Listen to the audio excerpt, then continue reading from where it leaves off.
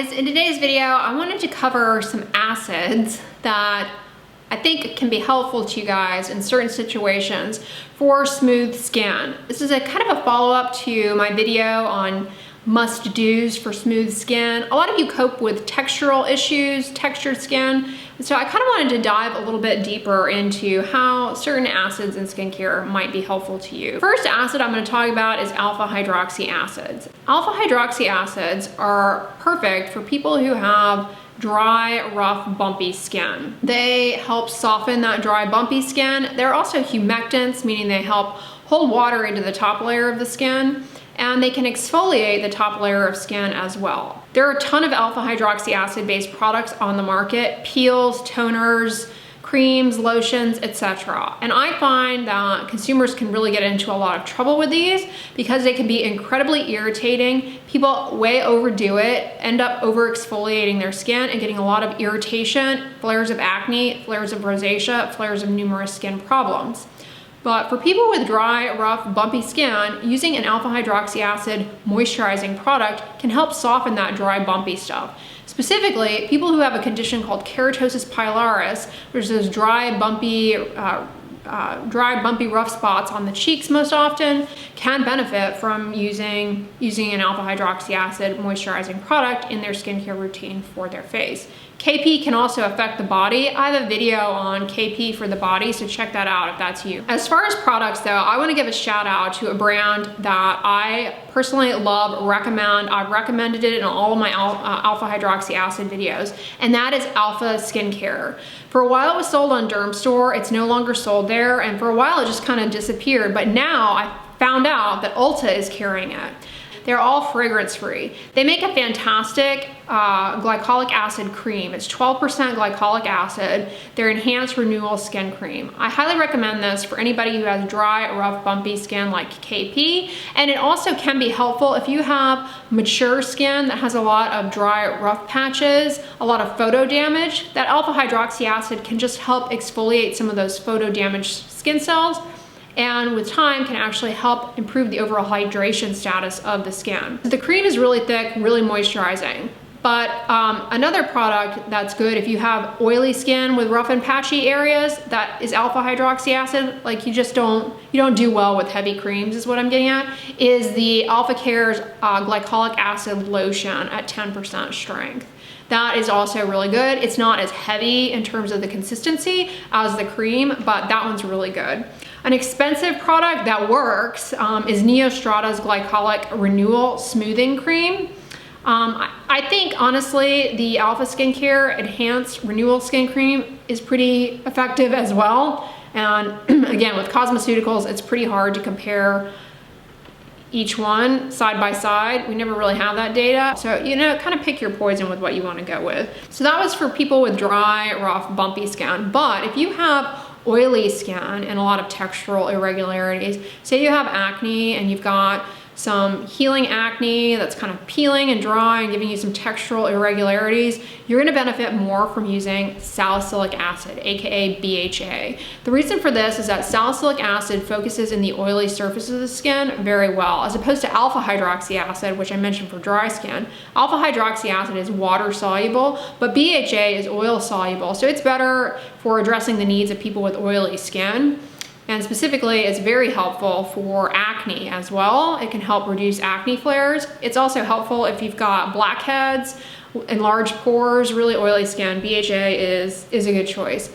It's not as effective as AHA though for keratosis pilaris, but some people with KP find that they get along really well with BHA and it works well for controlling their KP. So it may work for you if you have KP. But in general, it's best for people with oily skin. You guys know, as far as liquid vehicles of BHA, I'm a huge fan of the Paula's Choice 2% liquid BHA exfoliant. The way to use this is after you cleanse your skin, apply your moisturizer, allow your moisturizer to dry, and then put this onto the skin. That will minimize any irritation from the BHA, and it will be, you know, that's a good way to use this product. But for a lot of people, when they try BHA, aka salicylic acid, they find that it's irritating, it's pretty irritating. My preferred method, where'd it go? My preferred method for using beta hydroxy acid is in a wash form. Using a cleanser with salicylic acid is a really gentle yet effective way to use one with minimal irritation.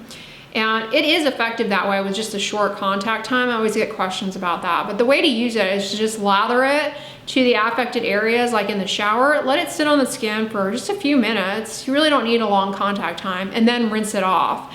It will, like the leave-on forms, it will exfoliate the skin gently, help control oiliness, and really help with those textural irregularities. Unlike the leave-on stuff though, it will take a little bit longer for you to start seeing results, but you have less irritation. So I think it's high yield, and it also will help remove sun-damaged skin cells. Just by using your finger pads, you get a little gentle mechanical exfoliation as well. So it's a good option if you have oily, mature skin to use a salicylic acid cleanser in the shower.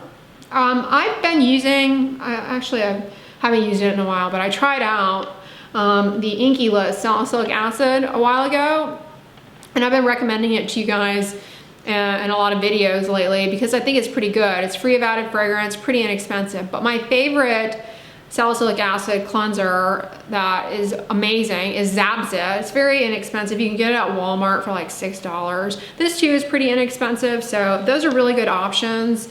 They just take a little bit of time for you to start seeing results. So beta hydroxy acids for people with oily skin. What about if you have really sensitive skin? An issue with both alpha hydroxy acid and beta hydroxy acid is that they sting and they can be really irritating for people who are particularly sensitive, especially if you have rosacea. But you don't have to despair. I would suggest instead trying a polyhydroxy acid. Polyhydroxy acids include things like gluconolactone, lactobionic acid, and maltobionic acid. And these, like alpha hydroxy acid, act mostly as humectants, meaning they help to hydrate up the skin. And that can really help with a lot of textural irregularities in and of itself, just the humectant action. But they also can gently exfoliate the skin as well, but are much more gentle than alpha hydroxy acid. They definitely don't go as deep, but they have been shown to have similar outcomes as alpha hydroxy acids. It's much easier to tolerate for people. They're newer in the scene of acids in the cosmeceutical market, so we don't have as much data on them, but they are proving themselves to be pretty effective for just helping and hydrating the skin and skin cell turnover and improving overall skin texture. Neostrata is a company though that really does polyhydroxy acids well. So they actually put polyhydroxy acids in their sunscreen, but they make a separate polyhydroxy acid serum. But with polyhydroxy acids, their strength really is as humectants first and foremost, and gradually with time they gently exfoliate the skin. They actually function better applied to damp skin, taking advantage more of that humectant action. But in general, I suggest with polyhydroxy acids, go ahead and apply them to your skin after you've cleansed while it's damp to hold on some of that hydration, and then apply a moisturizing product on over top. I really like Neostrata's Bionic Face Serum. As I mentioned, it is expensive, but the Inky List makes a polyhydroxy acid toner that can be used in a very similar fashion. I used this probably for about 3 or 4 weeks just to try it out and make sure it wasn't irritating or anything, and I had no issue with it. I don't know that this is as effective as the Neostrata one. That's just my personal anecdotal experience using both products. But I did find that my skin hydration was improved using this. So I think it's good. And I think it's worth considering. It's much more budget friendly. And again, it's free of added fragrance. And then the third product that I've recommended to you guys in other videos, but I actually finished it and no longer have it, is the CosRx triple hyaluronic acid moisture ampule. That has lactobionic acid in it, so a polyhydroxy acid. I found that to be really good. Not only do you have that, but it's basically a hyaluronic acid serum as well. So you really get some nice added hydration in the skin. Just make sure you put it on the skin while it's damp and then layer on a moisturizer on top. That way those humectants in the product, the hyaluronic acid and lactobionic acid, they can really hold on to the water in your skin, and then you seal it in with a moisturizer on top. So those are some products that I can recommend to you guys based on your individual needs, whether it be dry and rough skin, oily skin, or sensitive skin. If you're somebody though who's in an overlap category, don't fret. For example, if you have oily skin that's really sensitive, try the BHA washes. They're very easy to tolerate, to be honest. So I would try those. If you have dry, rough skin, rough patches that is really sensitive, then try the polyhydroxy acids. The alpha hydroxy acids, they can sting an awful lot and be very irritating. If you have rosacea, I would say be very careful with any of these. There are many people with rosacea who tolerate the polyhydroxy acids just fine. Those are the ones for sensitive skin, but not everyone. So proceed with caution if you have rosacea. Some other tips about using these ingredients. Because they exfoliate, what that means is they're removing and thinning that dead top layer. And as they do that, that makes you more at risk for a sunburn. So if you use these, I mean, anybody, this is a case for anybody, but in particular when you're using these, you want to make sure you're really diligent with your sun protection, because they do put you at increased risk for a sunburn if you go out in the sun without sunscreen on. And the other thing that I will caution you against doing is getting these around your eyes or on your neck. Eyelid skin is really thin and can become easily irritated. You can get a lot of eyelid swelling if you get these near your eyes.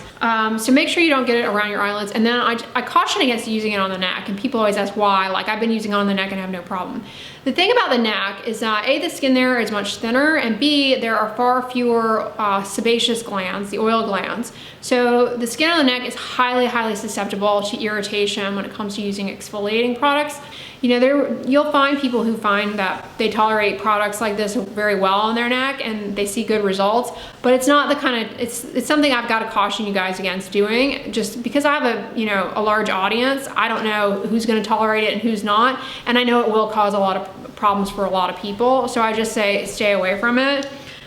Same thing with using products like this around your eyes as well. The other point about these ingredients is that because they can cause some irritation, you want to introduce them conservatively into your skincare routine, meaning not with a lot of other active ingredients.